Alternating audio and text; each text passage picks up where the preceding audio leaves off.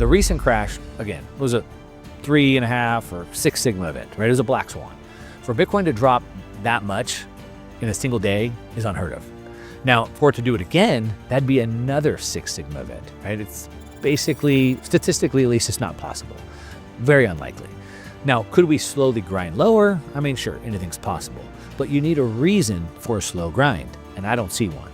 What I do see is demand stacking up. But the real reason is that the richest people are the oldest people, and they don't like the industry. And so we need that 35-year-old capital allocator to be 45 and then 55, and you're going to see this thing really pop. But I think it's going to take a while because of that. That's probably my biggest worry about the industry. Bitcoin did what Bitcoin does best. It shocked the entire market. One moment everything looked heavy, sluggish, almost predictable. And then out of nowhere, the floor gave way. Price didn't just fall, it collapsed with the kind of violence that makes even veteran traders blink twice. Suddenly, every timeline was filled with panic, liquidations everywhere. The "it's over" crowd came running back like they had been waiting in the parking lot. But here's the thing. If you zoom out, this kind of chaos is part of Bitcoin's DNA.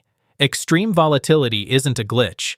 It's the mechanism that resets leverage, flushes out weak hands, and hands supply right back to people with conviction. So the real question isn't, was this drop scary? It's, did this change the long-term structure? Or did it reveal something deeper? According to Mark Moss, this wasn't your average drawdown. He calls it a statistical outlier, the kind of event that almost never repeats immediately. For a crash this violent to happen again right away, you'd need another extreme shock. And from his perspective, that's not what the market looks like right now. He's seeing something else forming quietly beneath the surface. Demand. Meanwhile, Anthony Scaramucci looks at it through a completely different lens. Demographics. The biggest capital pools are still controlled by older investors who never grew up with digital assets. But as younger allocators step into power, he thinks Bitcoin adoption won't just rise, it'll accelerate. His only concern? Patience. Demographic transitions take time, but when they hit fast. So here's the bigger idea. Maybe this crash didn't break Bitcoin. Maybe it exposed something the market wasn't supposed to notice, a shift in who holds the power, who holds the conviction, and who's about to step in next. And that raises the real question. Was this crash a warning? Or was it the beginning of a new accumulation wave hiding in plain sight? Before we go any deeper, let's hear from Mark on what the crash really revealed. Not on the surface, but underneath, where the real story was unfolding. Please don't forget to like, subscribe, and enable notifications for additional in-depth content. Thanks for tuning in. Enjoy the rest of the video. So last week, Bitcoin's price had been coming down, but then it crashed in a single day, and it was so severe that Goldman Sachs called it a 3.5 sigma event. Now, what does that mean? It basically means it's like a statistically like 0.05% chance of happening probability. So basically it means like it doesn't happen. And again, this was after Bitcoin had already been sliding for about 4 months, right? And then it had that big crash. And so whenever that happens, we see this big move. Everybody wants to find out why. Now, there's not always a reason why, but it's important to understand why so that we can learn to avoid it next time or benefit it from if we can. And we want to understand it. Why did it go lower? Also, is it dead, right? Is it going to go back up and so forth? So let's take a look. Now, the first thing we want to do is we want to look at the trading volume. We want to see the numbers. And when you look at them, they're completely wild. First of all, BlackRock's Bitcoin ETF, which is IBIT, it did over $10 billion in trading volume in a single day. Now, is that a lot? Well, it's double the previous record, double that. The options activity also hit an all-time high, but here's the weird part. It was led by puts. What does that mean? Well, basically the betting was almost all to the downside. But here's where it gets really strange, right? After a day like that, everyone got out, you'd expect money would be running for the exits, right? Like you're probably watching this because you're scared and you want to know if it can keep crashing. So for comparison, just 6 days earlier, IBIT was down 5.8%, and yet we saw $530 million in redemptions leaving for the exits. But after this 13% crash, you'd expect probably at least $500 million, maybe $1 billion running for the door. But the opposite happened. IBIT saw 6 million new shares created, 230 million in new assets. The rest of the Bitcoin ETF complex, they were also positive. There was over 300 million in net inflows. So we had record selling, we had record volume, and we had money flowing in. Something about this doesn't quite add up. And so, of course, that's the thread that we need to pull on, we need to dig into. Let's go and dig into this thread here, the thread that we need to pull. Now, like I said, whenever something like this happens, everybody's looking for the culprit, right? They want a villain, like whose fault was it? And again, that's important, right? We want to learn how to read the markets. We want to learn how to protect ourselves. And more importantly, we want to learn how to take advantage of these moves. And so some of the biggest moves that we see, some of the biggest theories going around are, like I said earlier, like a fund in Hong Kong collapsed, right? They got caught in like a yen carry trade, and then it just cascaded down into Bitcoin. And that's a good story. It's a clean story. I get the appeal, but it's got a lot of holes. Like, so first of all, the kind of prime brokerage that would service that level of complex trading, that would have probably tightened up the risk controls long before it got to this point. Now, with that size, with that sophistication, like these aren't amateurs that were doing this. Second, if the theory is they used IBIT options to trade out of the hole, then a Bitcoin decline doesn't accelerate anything, right? The options would just die. They would expire worthless. The only way you get this insane downside acceleration is if they were short puts. And no one's really shorting Bitcoin puts to fund a yen carry trade not at this size at all. So the single entity theory doesn't really work out for us, which brings us to a much more interesting and I think a much more important possibility. What if there was no single culprit at all? Now, here's something that most people get wrong about markets, right? They think prices move because of news. Some headline drops, people react, right? The market moves. But that's not how it actually works. Price moves because of positioning, right? Where the money is sitting, how it's hedged, and what happens when it's forced to move. Now, once Bitcoin entered the ETF world, it stopped trading like this isolated crypto asset. It started trading like a risk component inside institutional portfolios. Now, today, it's sitting right next to software stocks. It's sitting next to other risk assets in the same books, governed by the same risk managers, subject to the same margin rules. So if you understand that one single idea, everything that follows from here on out is going to make sense. Now, once you see how these three mechanics connect, you're going to understand why this crash actually sets up the next move, not delayed it. All right, so here's what I think actually went down. And it comes down to three things that stacked on top of each other, like dominoes. I'm going to break all three down separately so it's easy to understand. Again, so first we have the trigger, right? And here's a simple version. Like Bitcoin didn't crash because of Bitcoin. It crashed because it was sitting in the same portfolio as everything else that was crashing at the same time. Risk managers told everyone to just sell everything. Let me show you why I believe that. Just take a look at these two charts right here. Bitcoin's correlation with software equities over the past few weeks has been almost in lockstep. Now, also look at this chart, the Bitcoin versus gold chart. You can see it's much weaker. Now, why does that matter? Because gold doesn't sit inside multi-strategy hedge fund portfolios. It's not part of their funding trades, but software stocks are. And now, through the ETFs, Bitcoin's in the same books right next to them. It's sort of like, imagine you've got like a filing cabinet and you've got all your important documents. They're all organized perfectly right inside that file cabinet. But then somebody walks by and they pull the whole cabinet off the wall. Well, everything falls out. Not because of it in any of the individual documents that were in there, right? That wasn't the problem. But because they were all in the same file cabinet that got ripped off the wall. Right? That's what happened, right? Goldman tells us this was catastrophic. Risk managers at places like Millennium and Citadel, they stepped in and said, basically, cut everything, right? It doesn't matter what it is. If it's in the book, just sell it. And Bitcoin was in the book, right? So that's the trigger. And it explains why the selling started, but it doesn't explain why it got so violent, why it continued to go down 13% in a single day, right? This isn't something normal. Something amplified this, okay? So the second thing that we want to look at is the accelerant. Now, here's a simple version of that. There's popular trades on Wall Street where big funds buy the Bitcoin ETF, and then they short the future to capture the spread. Now, when those trades get forcibly unwound, it creates this massive selling pressure, and there's nobody on the other side of that. Now, on top of that, banks have been selling financial products tied to Bitcoin's price with built-in tripwire. When the price crosses certain levels, the math forces dealers to sell even more into the falling market. And then, of course, selling causes more selling, and it creates this feedback loop.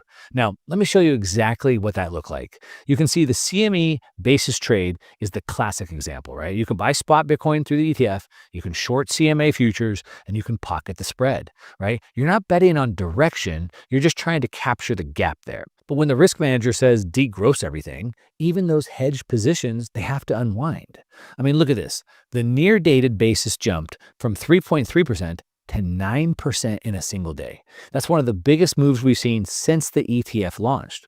But that's the basis trade being forcibly unwound. When funds like Millennium and Citadel, right, they're massive players in the Bitcoin ETF complex, when they get the call from risk management, this is what it looks like, right? Now, here's where it cascades. Now, on top of all this, you've got structured products, things like knock-in put notes that banks like JP Morgan have been pricing. It's sort of like, maybe call it a tripwire, right? As long as the price stays above a certain level, everything's fine. But when it crosses that barrier, then the dealer's hedging math, it completely changes. They suddenly have to sell. They have to sell aggressively into the falling market, right? And they do that just to stay hedged. All that selling, it pushes the price down further, which triggers, of course, more selling. Now, to make it even worse, crypto dealers had also been selling options way too cheaply for weeks because the volatility had been so low.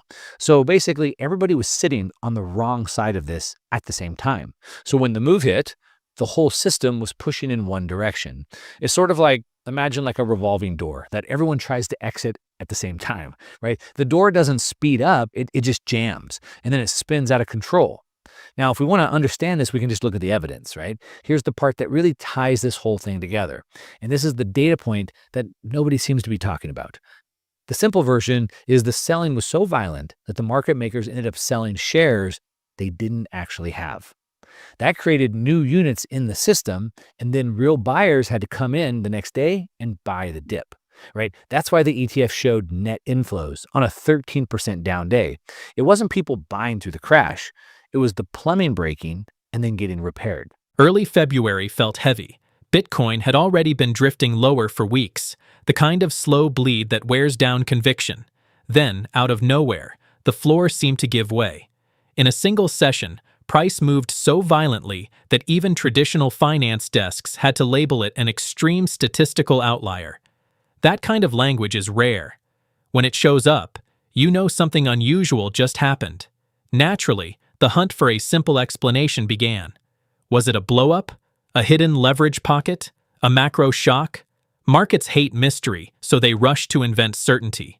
But the deeper you look, the stranger it gets. Trading activity exploded to levels rarely seen before. Derivatives desks were leaning hard in one direction, and yet, instead of a clean panic exit, capital behaved in a way that did not fit the narrative of collapse. On paper, it looked like chaos. Underneath, something more mechanical was unfolding. The flows did not scream fear. They hinted at repositioning. What changed over the last year is where Bitcoin lives. It is no longer isolated on crypto-native exchanges. It now sits inside institutional portfolios, treated like any other risk asset. When those portfolios get adjusted, everything moves together. Add leverage, hedging programs, and structured products into the mix, and volatility can feed on itself quickly. Sometimes a crash is not about belief breaking, it is about structure straining. While Mark Moss breaks down the market mechanics behind the crash, the bigger question becomes who shapes the rules going forward. Let's turn to Anthony Scaramucci's take on the political side of crypto. There's good things about Donald Trump, but if you're being objective, there's bad things about Donald Trump. Now, he's a Gemini. Pompliano's a Gemini, right? So let me tell you about the Geminis. They get two people inside of one body, right? The good news for Pomp, there's two good people inside Pomp, right? But Trump, there's like one angel and one devil, right? And so he's got very good instincts.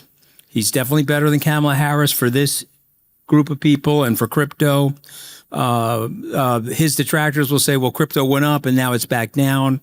I think that's frankly more cyclical to the market environment. It's less about him.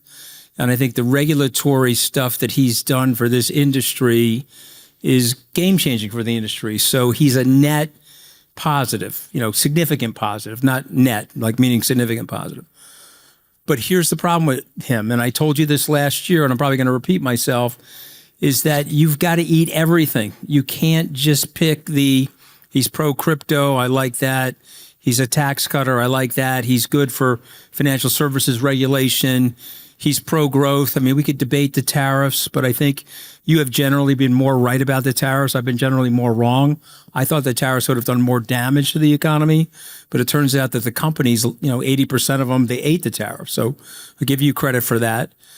But hear me out for a second. When you're telling the international community that you're going to invade Greenland and you are putting troops in Vermont and training for a Greenland invasion, and those troops are hiring lawyers because they're like, okay, we're going to be going up against a NATO country, which is actually a violation of a congressionally sanctioned treaty, and they're now talking to lawyers. So if the president tells me to go attack Greenland and we're allies with Greenland, what do I do?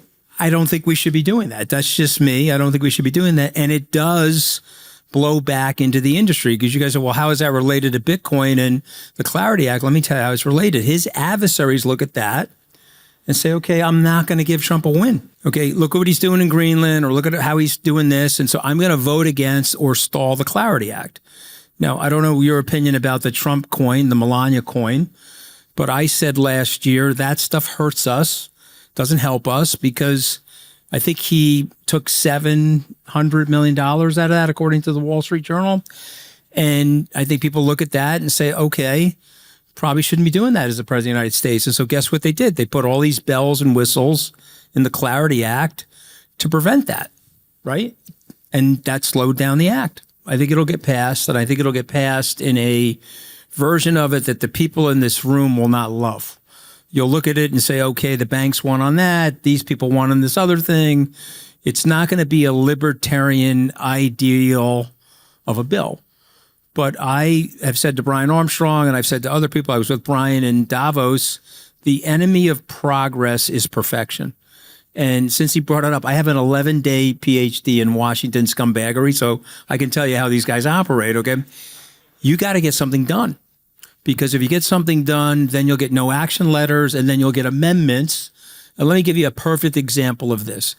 Gary Gensler, who I think, and I was here 2 years ago, and I said he was the worst SEC chairman ever. He blocked the Bitcoin Cash ETF, lost the lawsuit, and then he did something that he had the power to do. He made it impossible to put your Bitcoin into the ETF. And then if you were going to take profits, you had to take cash out of it. You couldn't get your Bitcoin out of it and have a non-taxable event. That was absolutely ridiculous, but he did that despite the industry because he was anti this industry. But let me say something. We got the ETF done. And so what did Paul Atkins do? He went back in there and he put the amendments on it to allow for that. We now have a staking Solana ETF, a staking Ethereum ETF.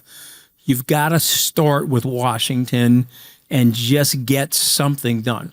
And so my last point on this, because I've talked to several Democrats in the House and our two senators, Schumer and Gillibrand, they want the deal done. They do not want to go up against Fair Shake and the corporate crypto businesses, publicly traded, who are going to spend a ton of money shooting at them in the midterms. So I do think it gets done. And it probably gets done even before, McHenry said Memorial Day. I actually think it gets done before that. I guess maybe 3 or 4 sessions ago, Robbie Mitchnick came to me and my partner, Brett Messing, and this was in the bowels of the post-FTX debacle. It was probably December of 22, and said that he was getting pressure. They had formed a Bitcoin trust at BlackRock, and that he wanted to file for an ETF. And the ETF committee, said to him, well, you don't have any outside money in this thing. You only have BlackRock money. He came to see us. He said, look, I got to get outside money. So we put $10 million in it. And that started the ball rolling towards the ETF. And they ended up doing it. My partner, Brett Messing, was with them in January of 24, ringing the bell at the NASDAQ. So that worked out. And we still own it. We bought more of it. And they've done it. And by the way, think about that ETF. It peaked at over $100 billion. You have to think about it as the fastest growing ETF in the history of ETFs. You have to think Where is it now? Probably 65 billion, maybe something like that with the correction, but still. And look at the numbers. The boomers own the ETF, and the boomers are hodling the ETF, which is an encouraging sign for the industry. I think I'm worried about the demography. Chuck Grassley, people probably know who he is. He's the senator from Iowa. I think he's like 700 years old. Maybe he's 800 years old. I think George Washington's great-grandfather. He's been in the Congress for, I don't know, since the origin of the country. He'll be in the Congress. I mean, we're going to leave the country to like Keith Richards and Willie Nelson and Chuck Grassley, right? And I'm worried about that because there's a group of people older than us, okay? And even, I'm older than you, Anthony, but I'm talking about people in their 70s that are still running money, and they're maybe taking their supplements or their stem cells, whatever the hell they are. They're going to be living forever, and they like gold and they like silver, and they hate this industry. Now, you're here in the room, and you like the industry, and you're probably like, why the hell do they not like this industry? This industry is the future, but this is how people think. And so if you said to me at the beginning of the year that we were going to have fear of currency debasement, we were going to have the big, beautiful spending bill, layer on additional, nothing's going to stop this train, Lynn Alden type deficit spending and money printing. And you said to me that we were going to have this sort of tension in the global geopolitical environment. And you said gold was going to be up and silver was going to be up, but Bitcoin's going to be down. I would have bet that all day long. And of course, I did bet that, and reflected by my balance sheet performance and our hedge fund performance. And so why did that happen? There's some reasons. Maybe there's a big whale that decided to sell. Maybe somebody got hit and margined out on October 10th. Politics is never clean, and neither is crypto. When you talk about someone like Donald Trump, you are not talking about a flat character. You are talking about contradictions, sharp instincts mixed with headline chaos. For the crypto crowd, he has undeniably shifted the tone in Washington. The regulatory climate feels less hostile. Certain doors that were welded shut a few years ago are now at least cracked open. That matters. Markets respond to posture as much as policy. And on balance, many in the industry see that shift as meaningful. But here is the catch. In politics, you do not get to isolate one variable. The same forceful style that energizes supporters can complicate negotiations behind closed doors. Allies can become cautious. Opponents can become entrenched. Legislation tied to digital assets does not move in a vacuum. It moves through committees, rivalries, egos, and election math. Even symbolic moves around crypto can create ripple effects that shape how bills are written, delayed, or amended. The reality is that progress in Washington rarely looks like a libertarian dream. It looks messy, compromised, incomplete. Yet history shows that once something gets through the door, it can be improved over time.